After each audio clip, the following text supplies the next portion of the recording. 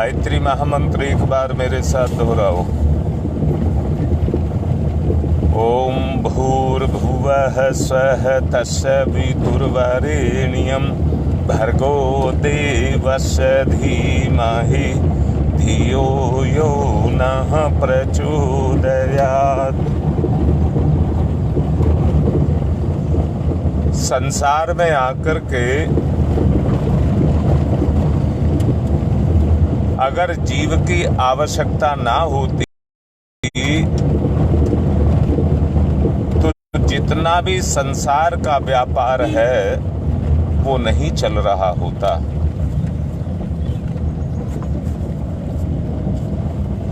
ऐसा भी शास्त्रों में उल्लेख है, इंसान दूसरे ग्रहों पर भी पाए जाते हैं, परंतु उन्हें किसी भोजन की या किसी दूसरी चीज की, किसी भी चीज की कोई आवश्यकता नहीं पड़ती। उनके पास भी तन होता है, परंतु उसकी पूर्ति वो सूर्य की प्राण ऊर्जा से करते हैं। उन्हें और कुछ नहीं चाहिए। सूर्य की प्राण ऊर्जा के आधार पर वो अपने जीवन को जी लेते हैं। धरती पर भी कुछ गिनी चुनी आत्माएं ऐसी हैं जो इच्छाओं का परित्याग उस स्तर तक कर देती हैं कि महीनों महीनों वो साधना में बैठी रहती हैं और उन्हें किसी भोजन की, किसी वस्त्र की आवश्यकता नहीं पड़ती। प्राकृतिक दबाव, सर्दी गर्मी बरसात का दबाव उनका कुछ नहीं बिगाड़ पाता। उनके शरीर की आंतरिक तपोबल की क्षमता इतनी बढ़ जाती है कि वो प्रकृति से कहीं ऊंचे चले जाते हैं। अब मैं फिर से एक बात कहता हूं। मैंने कहा कि दुनिया का जो व्यापार है वो केवल एक ही चीज के कारण है, इस इंसान की आवश्यकता। इस आवश्यकता की पूर्ति के लिए, व्यापार करने के लिए व्यक्ति अपने क्षेत्र ही नहीं देश विदेश तक भी जाता है व्यापार के कारण। हम भी निकले हैं महामानवों को घड़ने के लिए, महामानवों का व्यापार करने के लिए, उनका उत्पादन करने के लिए। अब महानता के पथ पर जो चलेगा वही अपने आप को महान बना सकेगा और उसके प्रभाव से दूसरे व्यक्ति भी महान बनेंगे। मैंने कल के प्रवचन में एक बात समझाई थी। 3 कैटेगरी के व्यक्ति होते हैं, उसको 2 तरीके से बताया था। ऋषि आश्रमों में ऋषि अपने शिष्यों को कुसा उखाड़ करके लाने के लिए कहते थे और जो हाथ को भी बचा करके ले आए और कुसा को उखाड़ करके ले आए, उसके कौशल के अनुसार उसको कुशाग्र कहा जाता था। कुशाग्रता व्यक्ति के उस पैनेपन को कहते हैं जो हर मुसीबत को छेदने की क्षमता रखती है, उसको कुशाग्रता कहते हैं।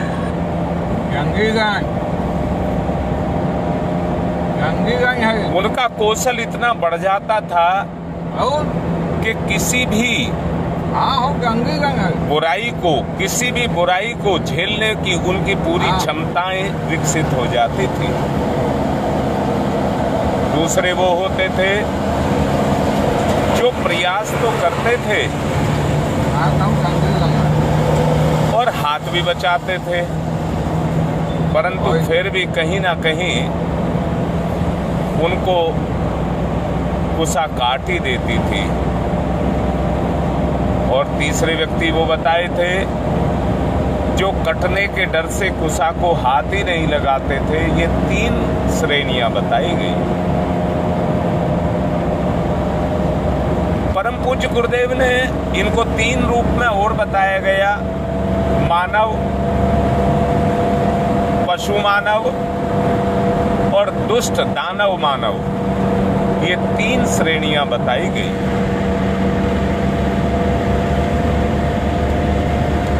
जो मानव होते हैं वो सहज स्वभाव से ही मान जाते हैं, वो समझते हैं अच्छाई बुराई उनके अंदर दोनों होती हैं, परंतु बुराई को वो सहजता से समझते हैं। परंतु पशु मानव जो हैं उनको प्रलोभन देकर के चलाना पड़ता है। दुष्ट और दानव जितने होते हैं वो इस पशुता से नहीं मानते हैं, पशुता के कारण नहीं मानते हैं, उन पर प्रहार करने पड़ते हैं।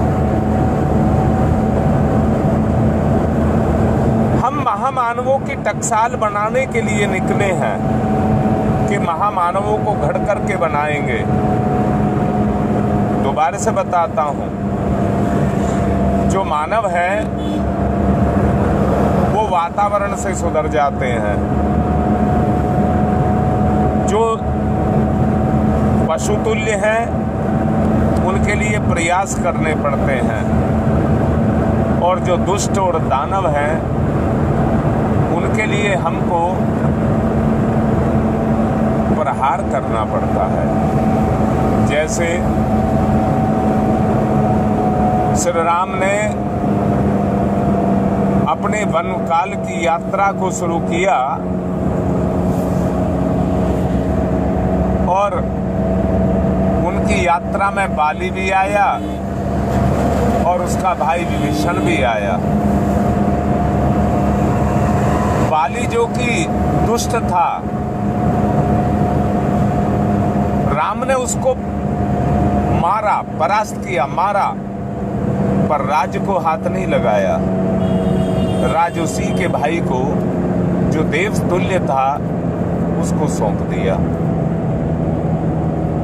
रावण को मारा, परंतु उसी का भाई विभीषण था, उसको राज सत्ता का सारा काम सौंप दिया।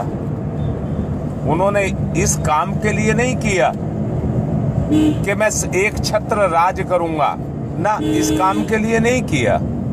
परंतु बताता हूं, जो एक छत्र राज उन्होंने कायम किया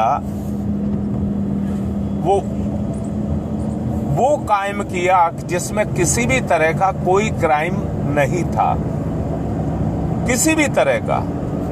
उन्होंने जनता को ही ऐसा बना दिया जो देव मानव के रूप में ढलती हुई चली गई। श्री कृष्ण ने ग्वाल बालों का साथ लिया और मथुरा वासियों तक में सज्जनता का संचार कर दिया, परंतु कंस, जरासंध, कौरव, उनको बलपूर्वक उनको दबाना पड़ा।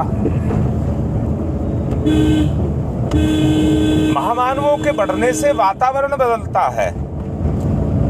जिस तरह परिवर्तन आवश्यक हुआ उसी तरह से परिवर्तन को लाने का प्रयास किया गया। हमारे देश में जब विदेशी आक्रांताओं का साम्राज्य छाया हुआ था, उस साम्राज्य को हटाने के लिए महाराणा प्रताप, शिवाजी, छत्रसाल, गुरु गोविंद सिंह, बंदा बैरागी, इनके शौर्य की गाथाएं आज हमारे इतिहास में भरी पड़ी हैं। उन्होंने उनके साम्राज्य को हटाने के लिए अपनी पूर्ण बहादुरी का परिचय दिया और उनको मार भगाया। मैं यहां फिर से कहूंगा, सत्य का साथ भगवान देता है। हमेशा से ये इतिहास बताता रहा है और ये भी बताता रहा है, अंततः सत्य ही जीतता है, असत्य नहीं जीतता है।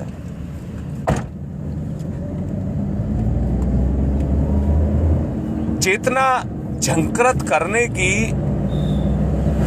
क्षमता प्राप्त की महाप्रभु चैतन्य ने की, मीरा ने की, सूरदास, तुलसीदास, नानक, दादू, इन्होंने की।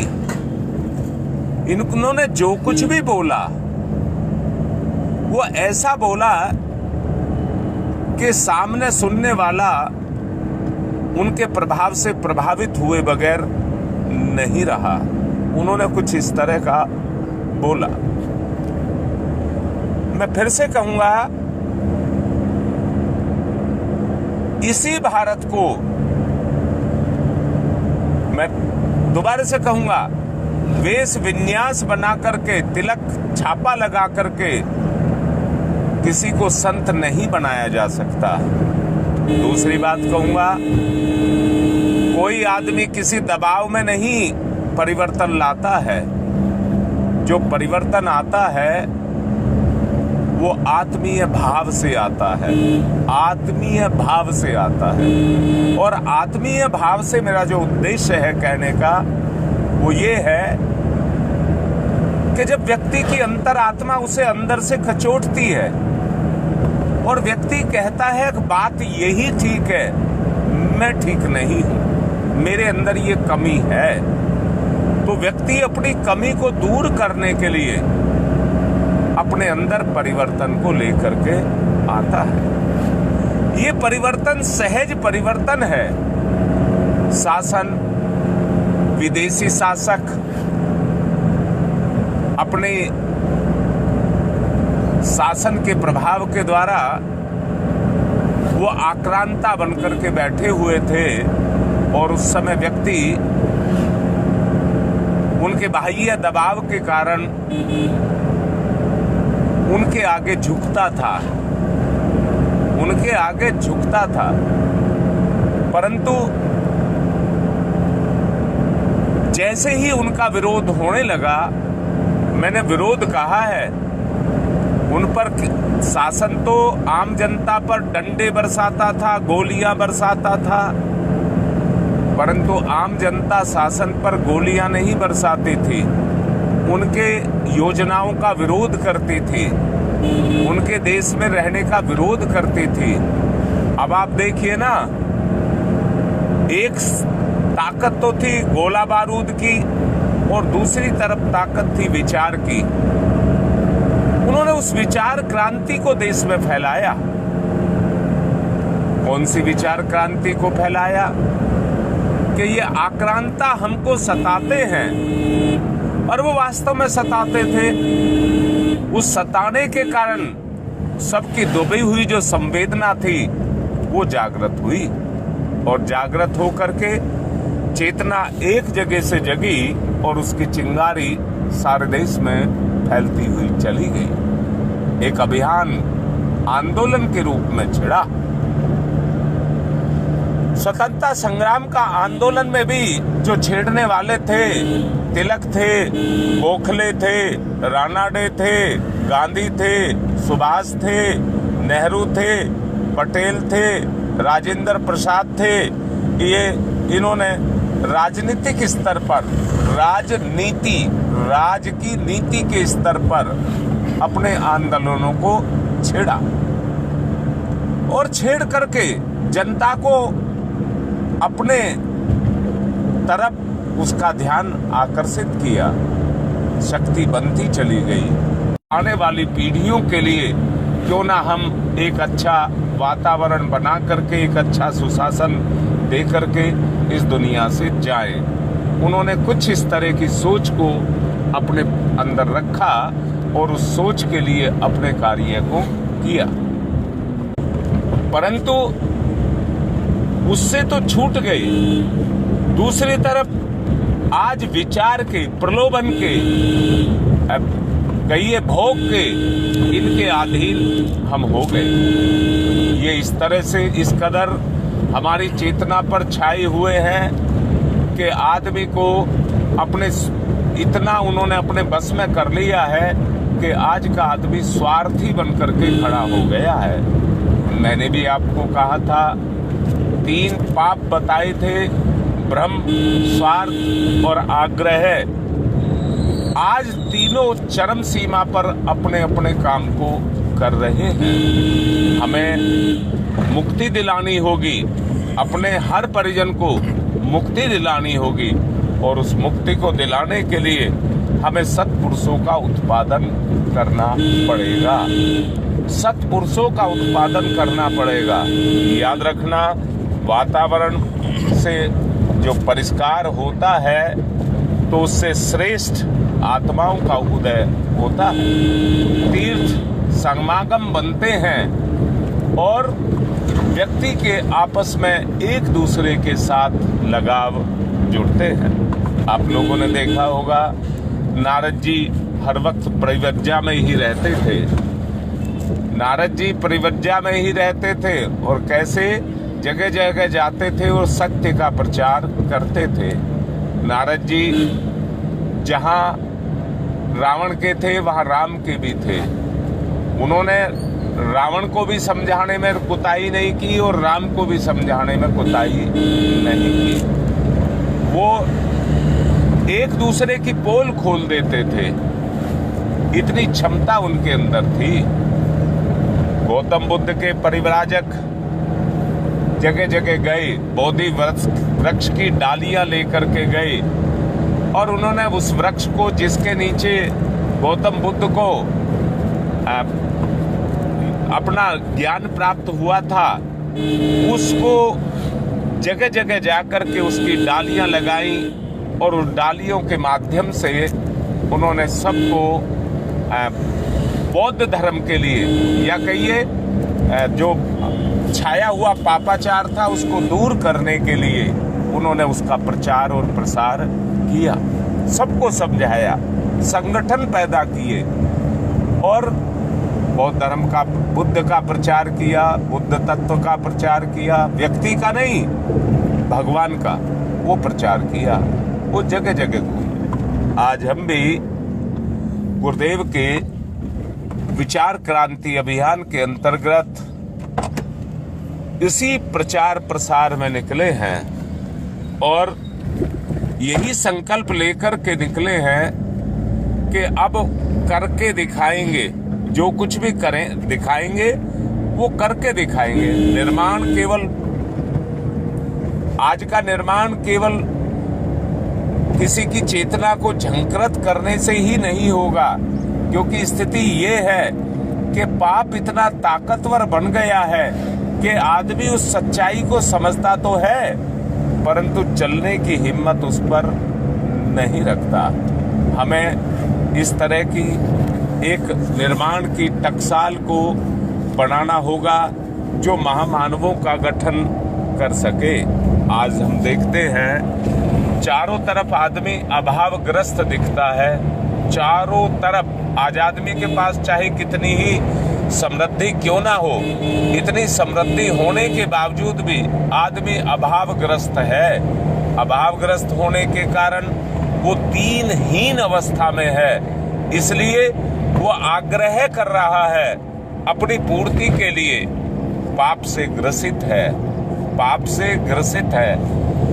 पुण्य कार्य करना चाहिए परंतु स्वार्थी है, इसलिए करने के लिए उसके पास कोई, मैं कहूँगा दान देना कहिए उसको, मैं दान पैसे के रूप में नहीं कह रहा हूँ, मैं ये कह रहा हूँ कोई अच्छाई जो उसके पास है वो समाज को बगैर कुछ लिए दे, उसको दान कहा गया है। अपने अच्छाइयों को दे, देश और समाज संस्कृति के उद्धार के लिए उनको दे, उसकी आज आवश्यकता है।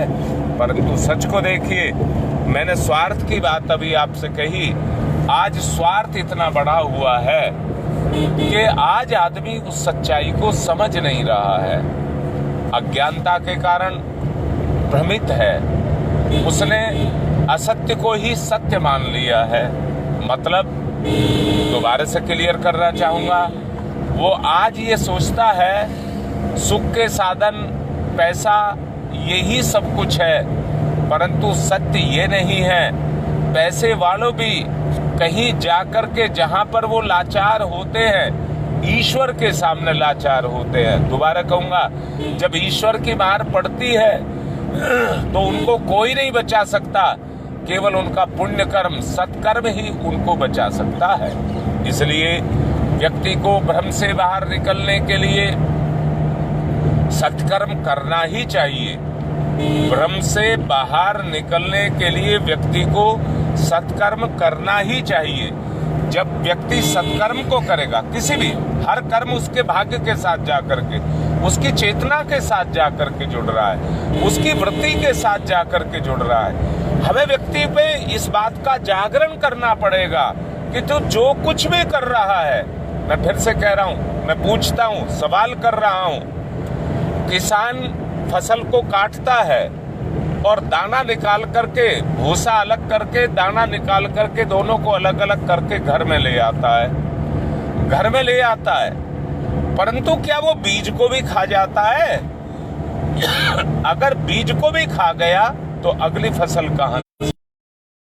इसलिए वो बीज को बचा करके रखता है।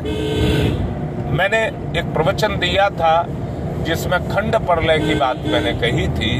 3 तरह की प्रलय ही बताई थी। एक को कहते हैं खंड प्रलय, एक को कहते हैं प्रलय और एक को कहते हैं महाप्रलय। ये जब नेट गड़बड़ कर रहा है, मैं रास्ते में हूं, इसलिए धैर्य रखना। मैं कह रहा था अभी हमें उस महामानवों की खेती को करना है। हमारा कर्तव्य है जन जन को उस मार्ग पर चलने की प्रेरणा दें जिससे वो उत्कृष्ट बन सकें, सुख पा सकें और दूसरों को सुख देने के श्रेय अधिकारी बन सकें। हमें इस तरह की इंसान की टकसाल को पैदा करना है।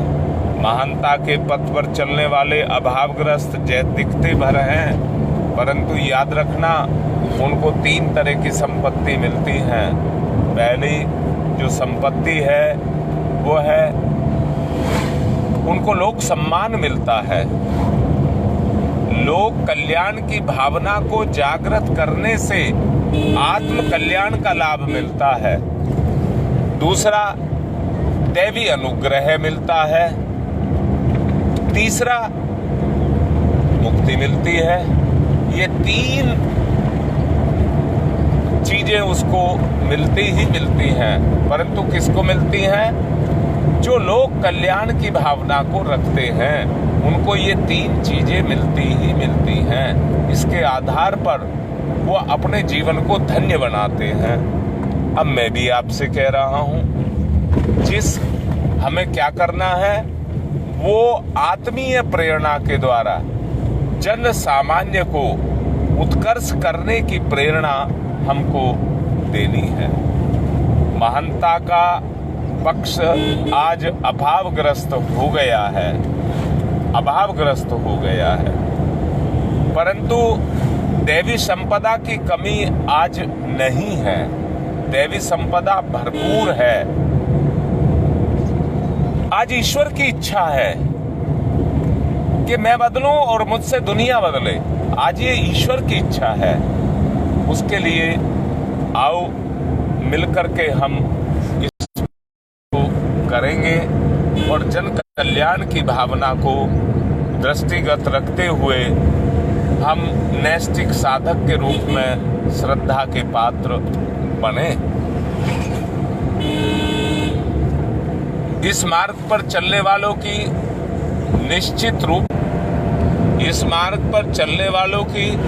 निश्चित रूप से उन्नति होती है। वो घाटे में दिखाई देते हैं, वो अभावग्रस्त दिखाई देते हैं, परंतु उनकी पूर्ति उनका सत्कर्म करता है। इस समय हो सकता है उनके पास साधनों की कमी रहे, परंतु आत्मिक साधनों की उनके पास कोई कमी नहीं रहती है। श्रेष्ठ मार्ग पर चलने वालों की उन्नति और सुख मिलना स्वाभाविक ही है, इसलिए उनको वो मिलता ही मिलता है। मैं भी आपसे यही प्रार्थना कर रहा हूं कि हम निकले हैं निर्माण के लिए, उस निर्माण के कार्य को सहयोग के द्वारा हमको पूरा करना होगा। महामानवों का उत्पादन विश्व में कल्प वृक्षों के समान होता है, जो सभी की इच्छाओं को पूर्ण करते हैं और हर दृष्टि से विश्व कल्याण, विश्व सहयोग की भावना को जगाते हैं। वो मैंने कहा पुण्य कर्म से साधु होते हैं, ना कि पहनावे से साधु होते हैं। पुण्य कर्म के लिए वो काम करते हैं, इसलिए वो महामानवों में कल्प वृक्ष के समान बताए गए हैं। कल्प वृक्ष के सानिध्य में हर कामना की पूर्ति करने का व्यक्ति को श्रेय मिलता है। महामानव बढ़ाने का ये प्रयास सर्वोपरि माध्यम है। इस माध्यम का सहारा लेकर के हमें संयम रखना होगा और परमार्थ को बचाना होगा। हमारा देश तो संतों का देश रहा है, आत्म कल्याण के मार्ग पर कदम बढ़ा चुके हैं। दूसरा चरण हमको अब उठाना है, देव मानवों का उत्पादन हमको करना है। इसी संसार में रहते हुए सबको लिए सुखों के साधन हमको जुटाना है। इसी से संसार में सुख शांति बढ़ेगी और लोक साधना योग अभ्यास के रूप में जागृत होगी। इसे अपनाने का दोहरा उद्देश्य जो अभी बताया गया, उसका लाभ हम सबको मिल सकेगा। महानता के मार्ग पर आत्म कल्याण, जन कल्याण की भावना को हमको जागृत करना होगा।